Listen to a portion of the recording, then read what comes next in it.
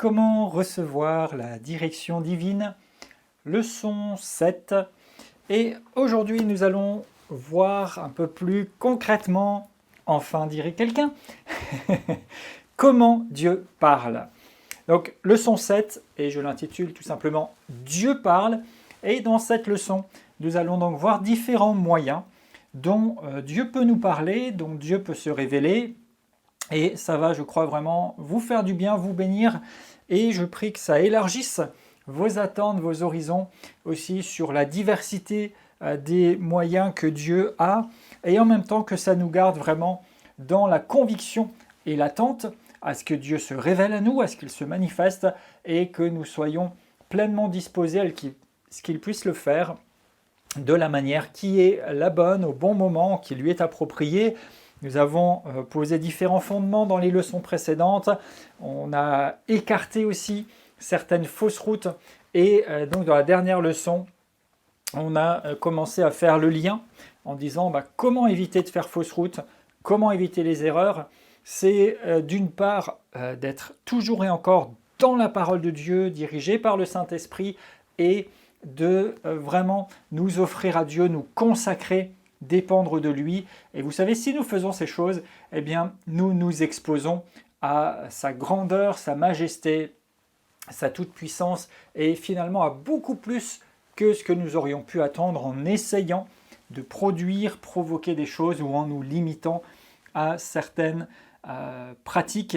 Et ici, donc, nous allons voir ensemble plusieurs manières dont Dieu parle.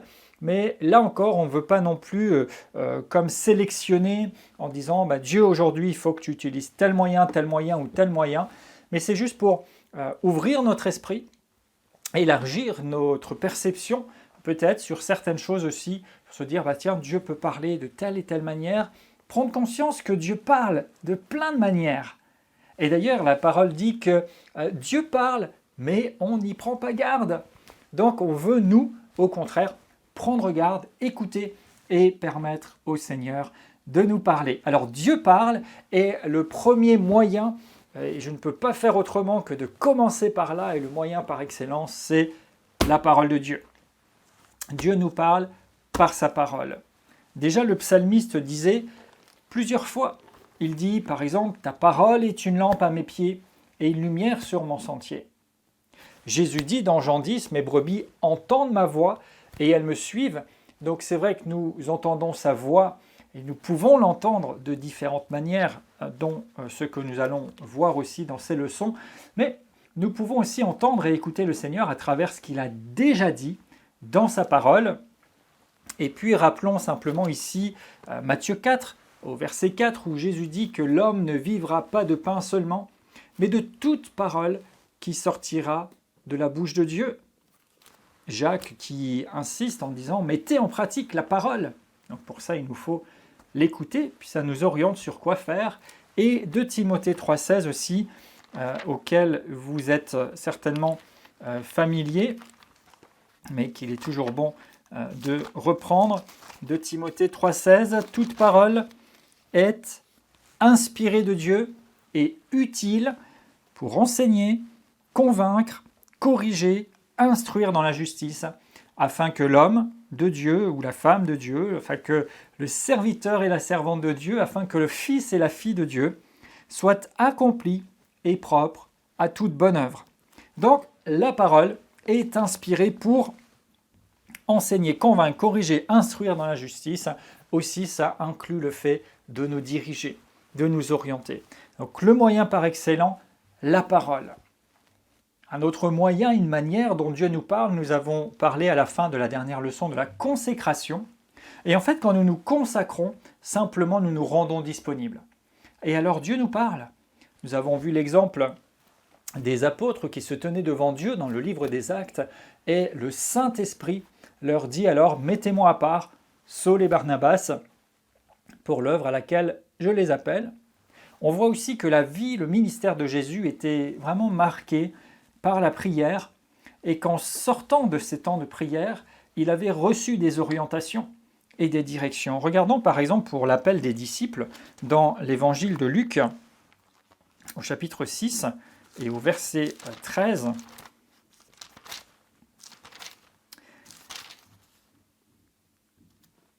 Quand le jour parut, Luc 6, 13, il appela les disciples et en choisit 12 auxquels il donna le nom d'apôtres.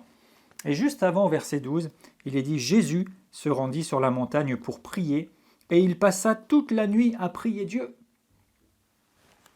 Donc on voit que Jésus venait de passer du temps dans la prière, et à l'issue de ce temps, il savait qui choisir.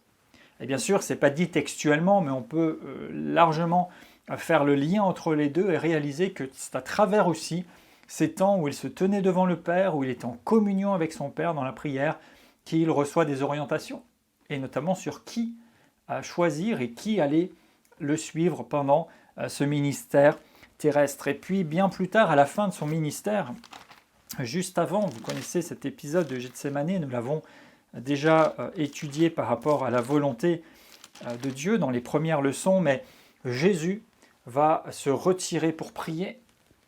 Et en fait, pendant qu'il prie, on voit que Jésus reçoit la direction divine, reçoit la réponse de Dieu. Il savait bien sûr qu'il devait mourir sur cette croix et il va faire quand même cette prière en disant « Père, si cette coupe pouvait s'éloigner ». Mais on voit dans la prière de Jésus la progression aussi, puisqu'il dit ensuite « Père, puisque cette coupe ne s'éloignera pas ». Finalement, pas ma volonté, mais la tienne. Et on réalise qu'en fait Jésus, au fur et à mesure qu'il se livre à Dieu, qu'il dépend de lui, il reçoit en même temps confirmation que non, on ne peut pas faire autrement, il faut passer par là. Et bien sûr, il choisit l'obéissance et il va au bout. Donc, la prière, la communion avec Dieu, la présence de Dieu, la consécration à être avec lui est aussi un moyen par lequel il nous parle et par lequel il nous dirige. Il nous dirige peut-être en nous parlant clairement, mais quelquefois peut-être que vous n'entendez pas ouvertement sa voix dans la prière, mais en sortant de temps de prière, en étant baigné de la prière et de sa présence, en fait vous êtes dirigé. Vous êtes dirigé. Et je viens de dire en sortant de temps de prière, parce que quelquefois, oui, nous prenons un temps particulier, peut-être dans un endroit particulier, où nous communions avec Dieu, mais nous ne devrions jamais sortir de la communion avec le Seigneur. Nous ne devrions jamais sortir de la communication même avec le Seigneur. C'est-à-dire que même en faisant autre chose, même en étant en déplacement, nous devons et nous pouvons rester en communion avec lui. Et alors, la direction divine va couler, va être naturelle, spontanée.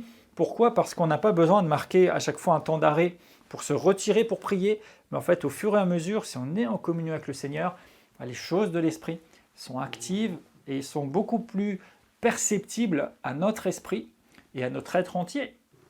Parce que nous nourrissons une saine relation, communion, et qui peut être la plus permanente possible et nous permettre de marcher dans la révélation et dans la direction divine tout au long. Donc nous avons la parole de Dieu, c'est un élément tangible, concret. Nous pouvons nous tenir dans la prière et la communion avec Dieu pour être dirigés. Toujours dans les éléments, on va commencer par cela un petit peu tangible ou concret. Nous pouvons aussi parler, et nous l'avons un peu abordé, des conseillers. Vous allez dire, mais vous me parlez de Dieu parle, on parle de direction divine, et puis là, pour l'instant, on parle de choses un peu terre à terre. Eh bien oui, parce que Dieu peut utiliser des choses terre à terre. La Bible, bien sûr, c'est un livre surnaturel, spirituel, mais ça reste du concret, et ça reste tout à fait accessible. Donc, vous pouvez complètement accéder à la direction divine. Et vous savez pourquoi je commence par là ? On va commencer par des choses un peu pratiques, terre à terre, entre guillemets, mais qui sont profondément spirituelles, surnaturelles en nature, et inspirées. Et puis on va voir, bien sûr, il y a des éléments et des manières beaucoup plus, entre guillemets, spirituelles, un peu surnaturelles, par lesquelles il nous dirige. Mais vous savez, le surnaturel n'est pas forcément spectaculaire. Et la direction divine n'est pas forcément spectaculaire. Elle peut l'être par moments, mais elle ne l'est pas nécessairement. Par contre, elle est toujours surnaturelle. Et bien souvent, et dans notre marche quotidienne, elle ne sera peut-être pas spectaculaire, mais elle sera toujours surnaturelle. Alléluia. Et même le fait que nous ayons la Bible, c'est pas spectaculaire. Ok, j'ouvre la Bible, je lis, mais Dieu me parle. Et un moment, dans certaines circonstances, comme je l'évoquais dans une leçon précédente, se peut qu'à travers un verset, particulièrement il y a une résonance qui me parle dans la situation où je suis. C'est pas spectaculaire, mais c'est ô combien surnaturel. Alléluia. Donc, on peut s'attendre vraiment à ce que Dieu nous dirige, à ce qu'il nous parle. Il a tellement de manières. Et nous allons, nous, en observer, en lister certaines, et on commence, on va dire, par les choses qui peut-être ne semblent pas spectaculaires, mais qui sont surnaturelles. Quand vous lisez la parole de Dieu, et que le Saint-Esprit vous éclaire, c'est puissamment surnaturel. Et en plus, c'est tout à fait à votre portée, c'est tout à fait accessible. Il vous suffit de prendre ce livre, de l'ouvrir, de le lire, de le méditer, et de vous laisser conduire par Dieu, en vous consacrant à lui. Ça, c'est à votre portée. Une manière aussi de vous dire que la direction divine, ce n'est pas quelque chose qui soit réservé à un petit peu une forme d'élite ou à des gens qui ont une capacité particulière ou une formation particulière pour être dirigé par Dieu. Non, chaque enfant de Dieu doit pouvoir recevoir la direction divine, au moins pour sa propre vie, et c'est tout à fait accessible. Dieu peut faire des choses surnaturelles et spectaculaires pour nous interpeller et nous diriger, mais Dieu peut faire aussi des choses tout à fait surnaturelles, mais non spectaculaires, pour nous diriger et qui sont à notre portée. Si vous lisez et méditez la parole de Dieu régulièrement, si vous nourrissez votre esprit, si vous vous placez simplement devant Dieu, vous vous consacrez, vous vous offrez sincèrement d'un cœur entier et vrai devant lui, vous pouvez le faire, ce n'est pas spectaculaire, c'est à votre portée, eh bien Dieu va vous parler. Dieu va vous parler. En fait, notre part, c'est d'apprendre à l'écouter. D'apprendre à l'écouter. Et nous pouvons commencer là où nous sommes. Et vous savez, la plupart des directions divines ne sont pas spectaculaires, et pourtant elles sont puissantes, surnaturelles, et elles nous permettent de vivre, de progresser, d'évoluer, d'avancer au quotidien. Nous en avons besoin. Donc, la parole de Dieu, la consécration et les conseillers. Les conseillers, mais bien sûr des conseillers qui soient inspirés par Dieu. Et les proverbes à ce sujet nous parlent du conseil. Proverbe 11, verset 14.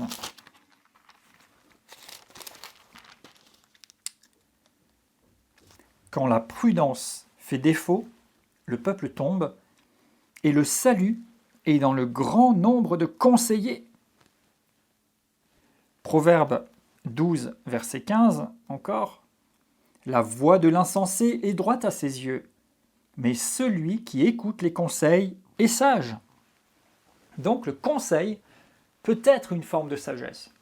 Et bien sûr, et nous l'avons déjà établi quand nous avons parlé des mauvais conseils précédemment, le conseil de personnes remplies du Saint-Esprit, inspirées de Dieu, un conseil qui obtient confirmation du Saint-Esprit dans votre esprit, et bien sûr du conseil de bon sens et non pas motivé par des choses un petit peu obscures.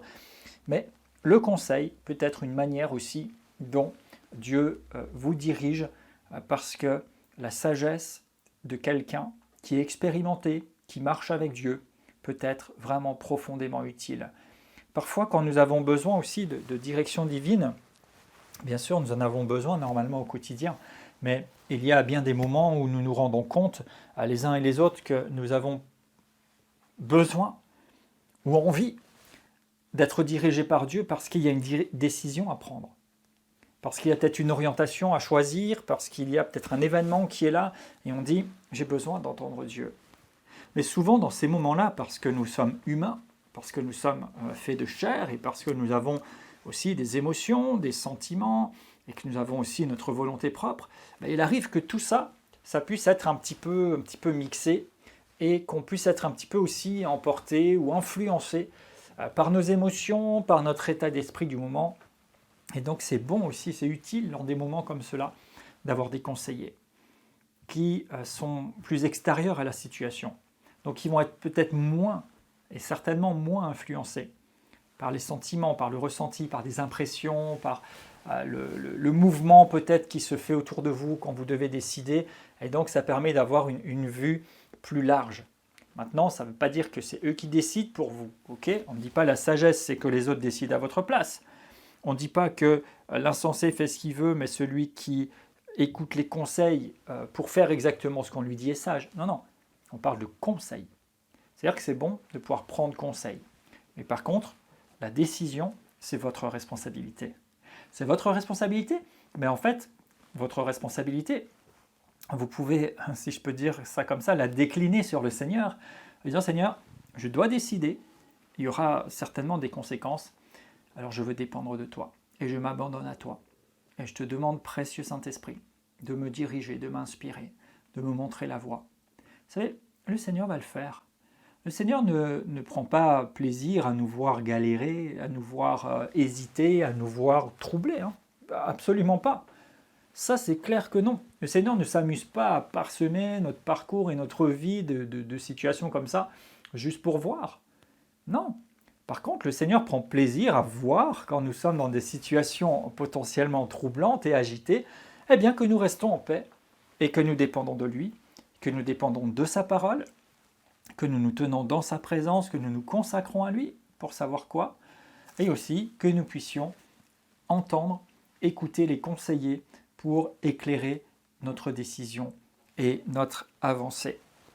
Une autre manière dont Dieu peut nous parler aussi, c'est tout simplement les circonstances. Eh oui, vous savez, les circonstances ne sont pas forcément nos ennemis. D'accord ? On dit souvent, il ne faut pas se fier aux circonstances, il ne faut pas dépendre des circonstances. Les circonstances, c'est une chose, mais ce n'est pas la vérité. Et j'en passe. Et bien sûr, c'est vrai dans un sens. C'est-à-dire que les circonstances, ce qui arrive, n'est pas forcément la vérité, le reflet de la pensée ou de la volonté de Dieu, parce que eh bien, nous vivons dans un monde où il y a différents camps en présence, où il y a des forces adverses. Nous vivons dans un monde où il y a beaucoup aussi de réactions et d'activités charnelles, où les gens font selon leurs envies, selon leurs inclinaisons. Donc, les circonstances sont marquées par toutes ces choses-là, mais il y a des moments où les circonstances peuvent aussi nous éclairer, nous diriger. C'est-à-dire simplement ce qui se passe. Qu'est-ce qu'il y a autour de nous ? Et les frères de Joseph ont appris cette leçon. Vous connaissez l'histoire de Joseph dans la Genèse, et sinon je vous invite aussi à la relire. Hein. Nous n'allons pas ici la relire ou l'étudier en entier. Mais Joseph, donc, qui a été persécuté, vendu par ses frères, qui est passé par différentes étapes et difficultés dans son périple, son parcours, a fini par occuper un poste à responsabilité en Égypte et, dirigé par Dieu, a fait des réserves et a pu être un élément de salut finalement pour sa famille et pour beaucoup de gens à ce moment-là. Genèse 45, regardez, verset 5. C'est Joseph donc, qui, lui, a été persécuté, qui va exhorter ses frères en disant « Ne vous affligez pas, ne soyez pas fâchés de m'avoir vendu pour être conduit ici, car c'est pour vous sauver la vie que Dieu m'a envoyé devant vous. » C'est quand même quelque chose, si on se remet quelques instants dans le contexte, quelqu'un qui a été vendu par ses frères, maltraité, qui a ensuite passé différentes épreuves difficiles à cause de cela, qui va dire à ses propres frères, ne vous en faites pas, ne soyez pas fâchés de m'avoir fait ce que vous m'avez fait, parce que finalement c'est pour vous sauver que Dieu m'a permis d'être là. Donc, en fait, Joseph a été capable de voir à travers toutes les circonstances qu'il a vécues, qu'il y avait un plan, une destinée divine. Et c'est vrai que le songe, la direction qu'il avait reçue au départ et qui lui a valu toute cette persécution, eh bien, correspondait à ce qui allait lui arriver. Maintenant, il n'imaginait peut-être pas ce qui allait se passer entre-temps. Mais lui, il voit seulement une chose, c'est que Dieu lui avait parlé et que maintenant c'est réalisé, parce qu'effectivement, il est en position d'autorité, ses frères viennent vers lui, mais il ne veut pas non plus profiter. Et ça, c'est une bonne chose aussi. Mais je ne veux pas ici maintenant faire trop une analyse et une étude sur Joseph ou quoi, mais vous savez, étudier les personnages bibliques, étudier ce qu'ils ont vécu, étudier leur état d'esprit aussi, leur mentalité, leur fonctionnement, c'est tellement intéressant et c'est tellement riche d'enseignements. Riche d'enseignements pour certains, on se dit « Waouh, il ne faut vraiment pas faire comme ça ». Et puis riche d'enseignements par rapport à d'autres. Et dire quand même, il a été vendu, il a été persécuté. Quand il a dit son rêve, ça lui a déclenché toutes les difficultés possibles. Et quand c'était quand même réalisé, eh bien, il n'a pas profité de sa position de supériorité, il n'a pas profité de l'autorité qu'il avait, il a plutôt consolé ses frères. Et il a vu à travers ça que c'est un moyen de salut de Dieu. Donc dans toutes ces circonstances, peu importe ce par quoi il est passé, il voit que ça a participé à ce que sa famille puisse être sauvée. C'est quand même quelque chose. Paul, à un moment, écrit aussi aux Thessaloniciens à quelque chose d'assez intéressant, à Thessaloniciens 2, verset 18.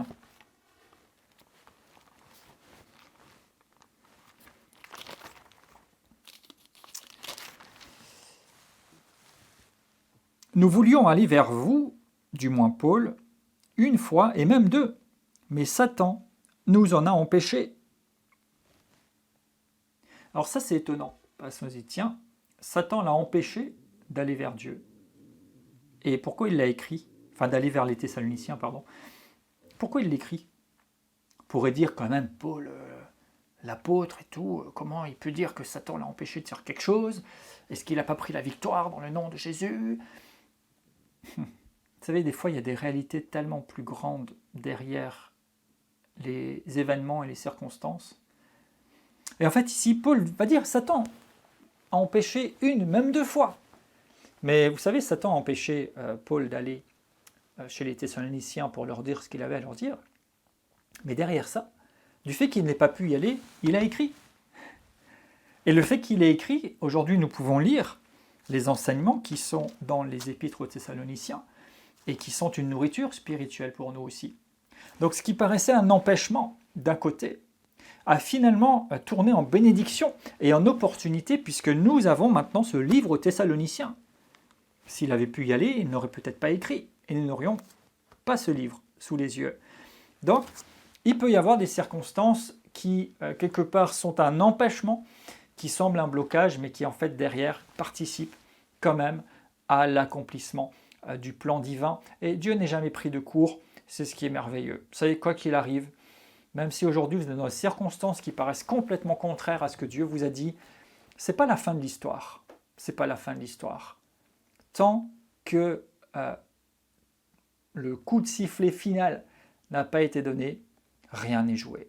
C'est pas la fin de l'histoire. Et Dieu change le mal en bien, dit l'Écriture. Et Dieu est capable de complètement faire un switch.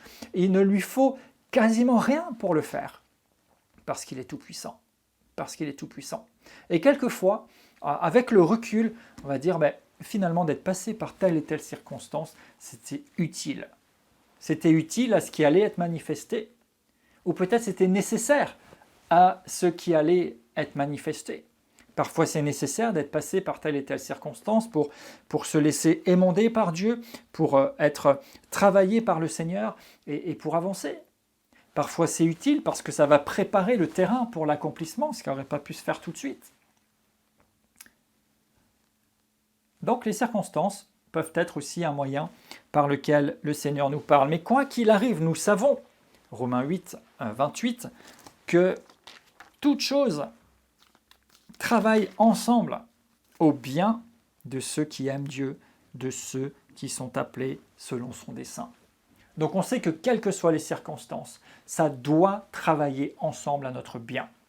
Donc on continue de maintenir notre confession de foi, on continue de déclarer la parole et la promesse de Dieu, on continue de croire à ce qu'il nous a dit, parce que les circonstances sont ce qu'elles sont, mais tant que l'histoire n'est pas terminée, on n'a pas mis le point final, tout peut encore changer. Et ce que je veux dire par là, et quand on parle de direction divine, c'est que parfois les circonstances peuvent être aussi un indicateur. Parfois, à une période, on se dit, mais en fait, on est à l'opposé, c'est contraire. Mais il y a aussi des moments où les circonstances nous montrent ce qu'il convient de faire, où les circonstances sont utilisées par Dieu pour nous parler, pour nous faire prendre conscience d'une décision ou d'une orientation à prendre. Et on sent que c'est le temps favorable, c'est le moment, juste par rapport aux circonstances. Maintenant, évidemment, il faut aussi être vigilant parce que toute opportunité n'est pas forcément une orientation ou une direction. Toute possibilité n'est pas forcément ce qu'on doit saisir de la part de Dieu. Si on prend par exemple Jonas, dont vous pouvez relire si besoin l'histoire, Jonas est envoyé par Dieu quelque part, il ne veut pas y aller, et donc il prend le bateau et il va dans la direction contraire. Mais ensuite, vous connaissez l'histoire, ils sont dans une tempête, et puis finalement on comprend que c'est à cause de lui, on le jette à l'eau, il va passer du temps dans le ventre d'un grand poisson, puis être recraché finalement sur la rive de Ninive. Peut-être qu'à choisir, il aurait mieux valu y aller directement. Mais bon, en tout cas, par exemple, dans le cas de Jonas, on pourrait dire, mais les circonstances étaient favorables, puisque s'il y avait une place sur le bateau, c'est que Dieu voulait qu'il le prenne. D'accord? Donc attention, on ne va pas non plus dire, si Dieu n'avait pas voulu que je fasse ça, il aurait fait qu'il n'y ait plus de place. Non, pas forcément. Parfois oui, et on se rend compte après, heureusement et merci Seigneur, mais parfois non. Donc les circonstances peuvent être un indicateur pour suivre la direction dans laquelle Dieu veut nous emmener, mais parfois elles ne le sont pas non plus, donc il nous faut savoir discerner les circonstances. Et ça c'est important, mais dans ces circonstances, et ce à quoi je veux nous amener en parlant de ce sujet, eh bien quelquefois on voit justement qu'il y a des circonstances favorables pour quelque chose, et qui correspondent à ce que Dieu nous a dit. À ce moment-là, vous sentez, c'est le moment. Et par exemple, et donc là le côté direction divine par les circonstances se retrouve à un moment, Paul va témoigner en disant une porte d'opportunité m'est ouverte. Regardez 1 Corinthiens 16. 1 Corinthiens 16, verset 8.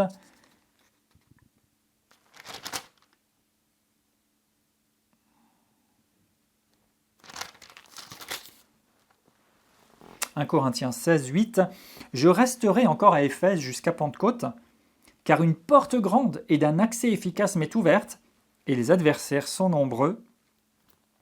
Si Timothée arrive, faites en sorte qu'il soit sans crainte parmi vous, car il travaille comme moi à l'œuvre du Seigneur. » Donc ici, qu'est-ce qu'on voit? On voit que Paul dit « une grande porte et un accès efficace m'est ouverte ». Donc par moment, il y a des circonstances qui font que vous savez ou vous sentez qu'il faut rester là. Donc là, il dit « je vais rester encore à Éphèse un peu plus longtemps ». Parce que là, il y a quelque chose à faire et c'est le bon moment, c'est le temps favorable. Donc parfois, les circonstances favorables participent à cette direction divine pour accomplir, faire ce que vous devez faire. D'autres fois aussi, les circonstances font que vous trouvez la bonne orientation. Acte 16, versets 6 à 7.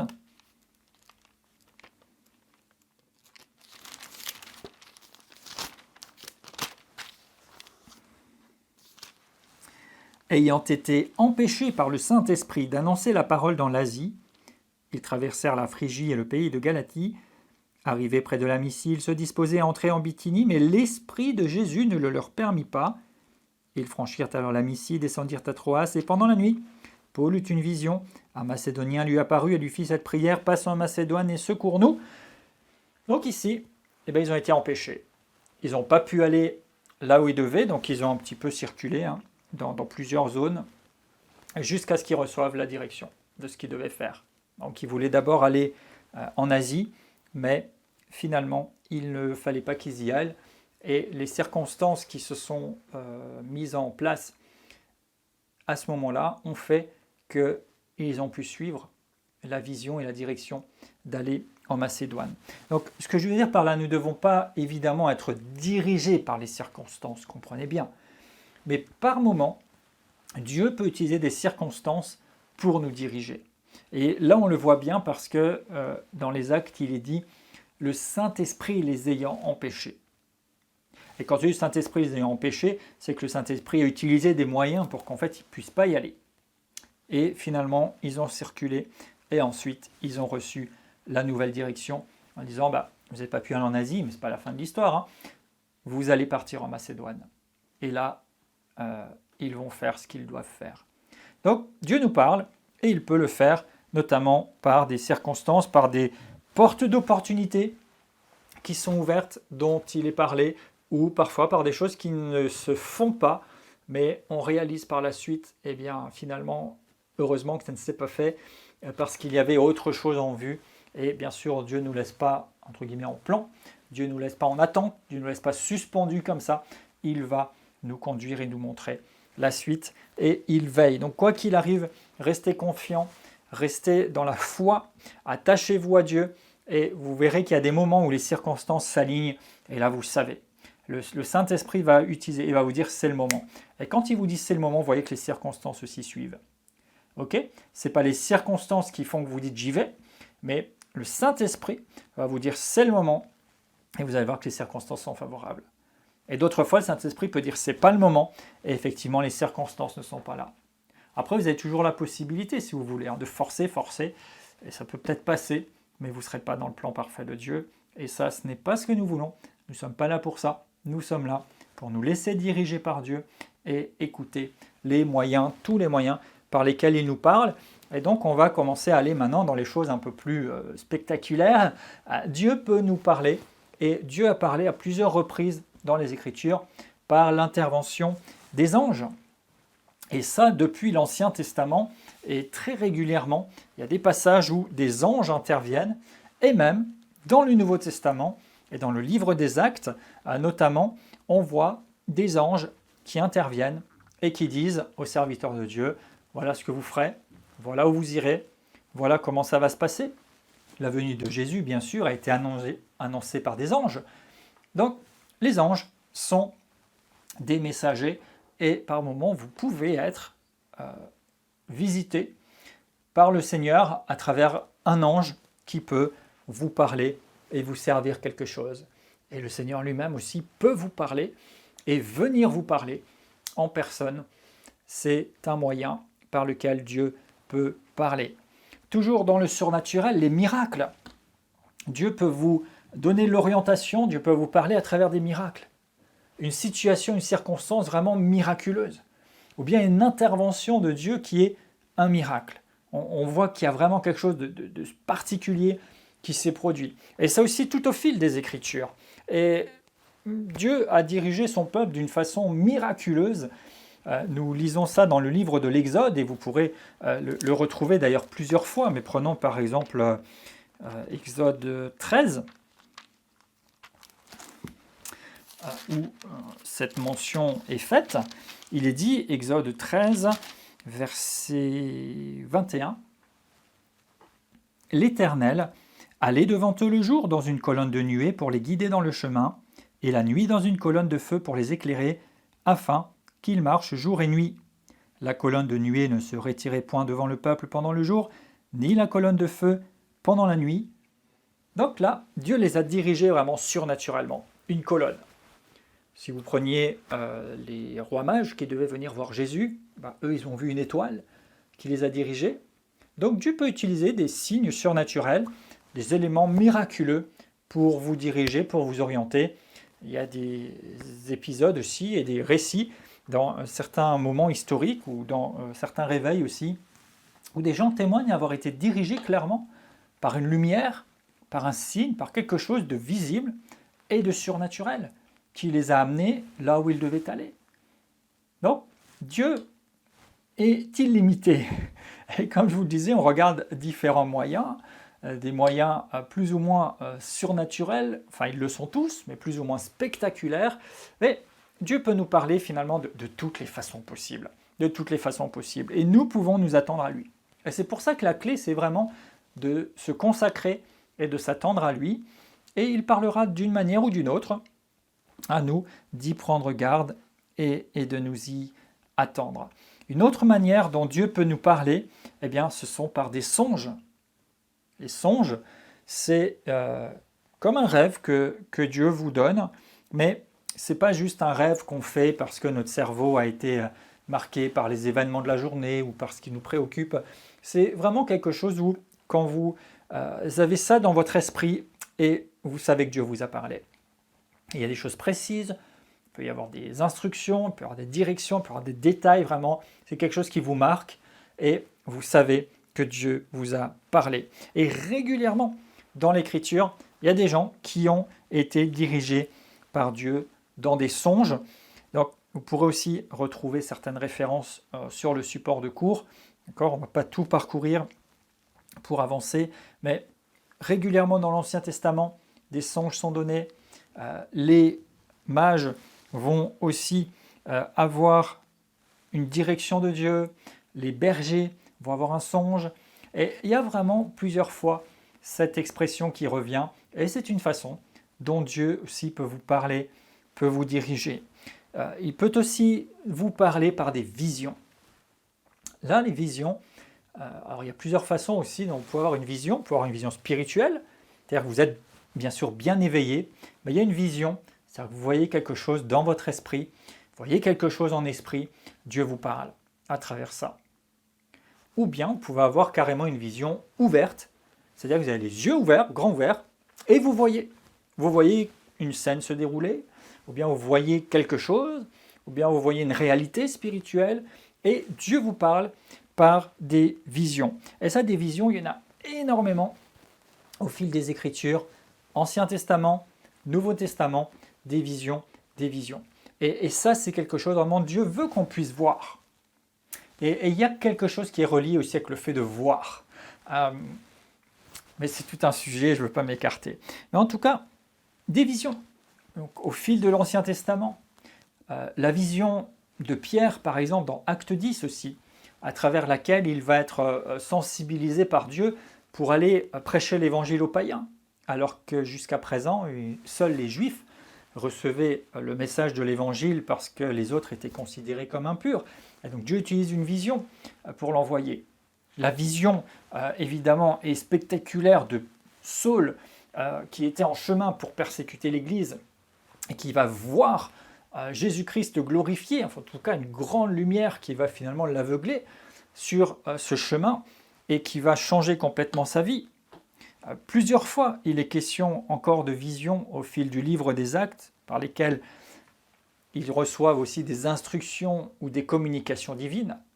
Et puis le livre de l'Apocalypse, la révélation par excellence, qui est faite de visions, où Jean a été mis au contact de énormément de réalités, où il a eu des visions sur plusieurs choses, et puis il a été aussi carrément emmené par le Seigneur dans des réalités au sujet desquelles il a écrit, et où il a été présent à part entière.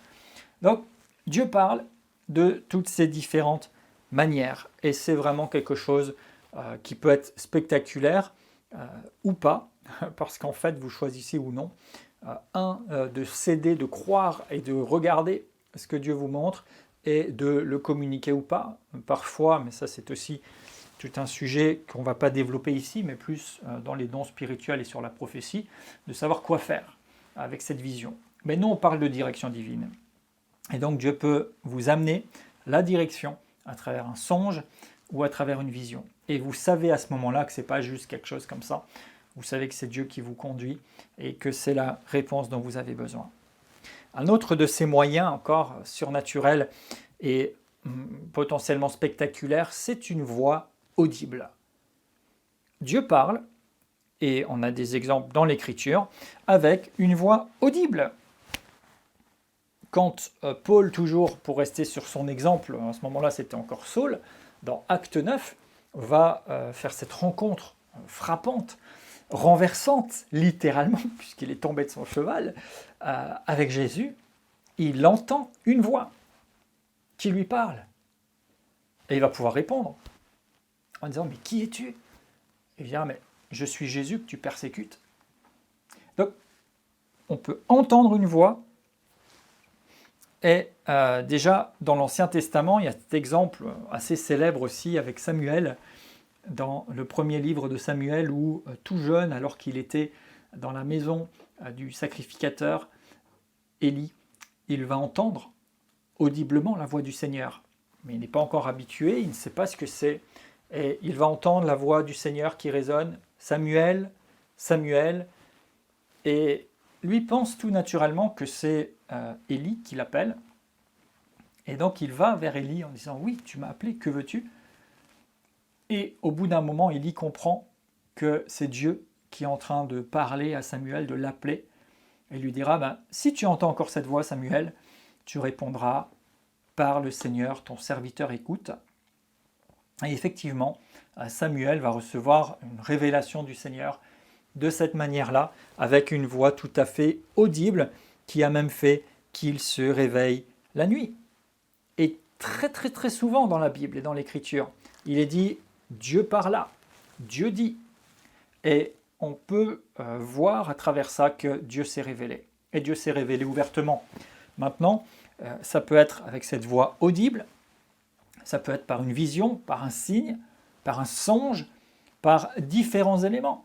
Dieu est illimité, mais il y a toutes sortes de ces moyens vraiment surnaturels par lesquels le Seigneur a pu se révéler. Et puis, toujours dans le surnaturel et les choses de l'esprit, on peut citer les dons de l'esprit, surtout dans notre alliance, dans le Nouveau Testament, et les dons spirituels comportent aussi des éléments de révélation et des éléments de direction.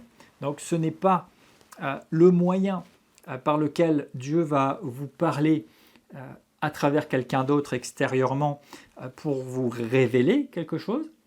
Par contre, par ce moyen, il va confirmer ce qu'il place dans votre esprit. Et parmi les dons spirituels que vous retrouvez principalement dans 1 Corinthiens 12, les 9 dons spirituels en tout cas, dont on parle, dans ces dons, on va trouver des dons de révélation à travers lesquels justement une connaissance surnaturelle est transmise et donc quelqu'un peut vous apporter par exemple une parole de sagesse, quelque chose qui va concerner des événements à venir, par exemple une parole de connaissance sur une situation passée ou présente, qui lui est amenée surnaturellement parce qu'elle n'avait pas moyen de le savoir. Ça peut être une parole de prophétie pour vous exhorter, vous consoler, vous donner l'orientation de la part de Dieu. Et souvent, ces dons peuvent être utilisés par le Seigneur vraiment pour venir vous conforter, vous exhorter, pour venir vous appuyer dans votre positionnement et dans votre marche de la foi. Il ne vous dirige pas directement à travers ces choses, mais il vient appuyer, accompagner, renforcer sa direction par ces choses. Je pense que vous saisissez. Maintenant, on a fait la précision déjà par rapport aux prophètes et on fait cette précision par rapport aux dons spirituels. C'est-à-dire que si quelqu'un vous parle de la part du Seigneur, ça va être pour appuyer, pour confirmer ce dont l'Esprit de Dieu a déjà témoigné dans votre esprit. Ou parfois des choses que vous avez en vous et que vous n'avez pas forcément identifiées ou qui sont encore troubles et que les dons spirituels vont venir clarifier et vous savez que c'est ça. Vraiment, vous savez. Et le Saint-Esprit témoigne en vous que c'est ça. Et ça, c'est merveilleux parce que ça permet vraiment d'être dans une bonne dynamique. Et le Seigneur veut se révéler. Il peut se révéler de toutes sortes de manière, entre guillemets, je dirais simple, mais qui n'en est pas moins puissante.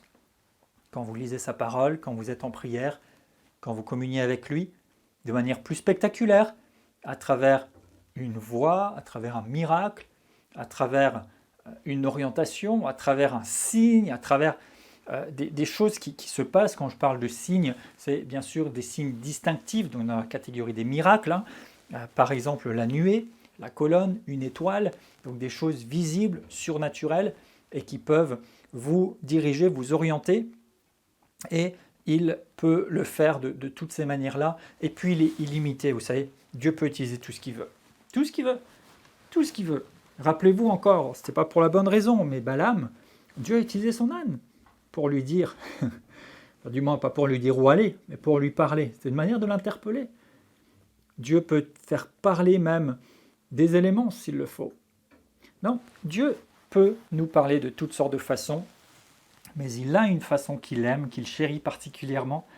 Il y a une manière qui est particulièrement appropriée pour notre marche quotidienne, régulière, dans la direction divine, qui n'est pas forcément de rechercher, de courir après des choses sensationnelles, et très souvent une révélation miraculeuse, sensationnelle ou spectaculaire de Dieu va accompagner des événements particuliers aussi.